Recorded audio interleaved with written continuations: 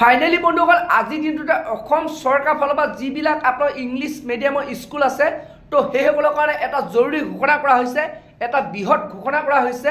তো বন্ধুসকল যদি সেই স্কুলখনে সেই নিয়মবিলাক নামানে তো তেতিয়াহ'লে বন্ধুসকল আপোনালোকৰ স্কুলখন বন্ধ কৰি দিব। তো যোনটো নেকি বৰ্তমান মুখ্যমন্ত্ৰী ডাঙৰে ঘোষণা কৰিছে যে আপোনালোকে যদি এই নিয়মকেইটা আপোনালোকে যদি নামানে তো তেতিয়াহ'লে বন্ধুসকল আপোনালোকৰ স্কুলখন বন্ধ কৰি দিয়া হ'ব।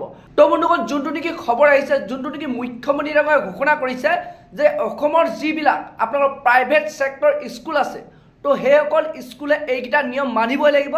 যদি আপোনালোকে এই নিয়মকেইটা নামানে তো তেতিয়াহ'লে আপোনালোকৰ স্কুলখন চিল কৰি দিয়া হ'ব, অৰ্থাৎ আপোনালোকৰ স্কুলখন বন্ধ কৰি দিয়া হ'ব। তো এইটো এটা অসম চৰকাৰৰ ফালৰ পৰা জৰুৰী ঘোষণা কৰা হৈছে। তো বন্ধুসকল যোনটো নেকি খবৰ আহিছে, যোনটো নেকি মুখ্যমন্ত্ৰী ডাঙৰে ঘোষণা কৰিছে আপোনালোকে কোনকেইটা নিয়ম মানিব লাগিব তো সবিশেষ আপোনালোকক মই সেই ভিডিঅ' ক্লিপটো আপোনালোকক মই এই ভিডিঅ'তে দেখুৱাম। তো আপোনালোকে সেইটো কাৰণে ভিডিঅ'টো একেবাৰে স্কিপ নকৰাকৈ আপোনালোকে চাই থাকিব।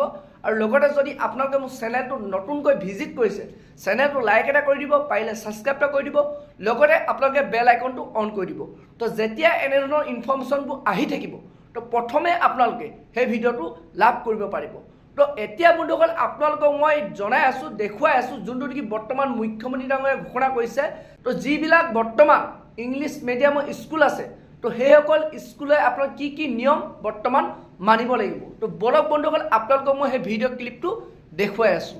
অসমৰ চৰকাৰী শিক্ষানুষ্ঠানসমূহত আৰু বেচৰকাৰী শিক্ষানুষ্ঠানসমূহত বাধ্যতামূলকভাৱে ব্ৰহ্মপুত্ৰ উপত্যকাত অসমীয়া আৰু বিদ্যালয়ত অসমীয়া অথবা বড়ো তেওঁলোকে বাধ্যতামূলকভাৱে পঢ়ুৱাব লাগিব এজ এ ছাবজেক্ট।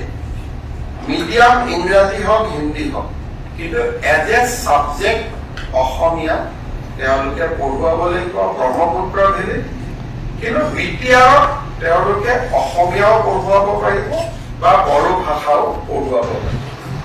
বৰাক উপত্যকা আৰু হিলছৰ ক্ষেত্ৰত আজি আমি আলোচনা কৰা নাই আৰু সেই বিষয়ত আমাৰ কোনো সিদ্ধান্ত হোৱা নাই।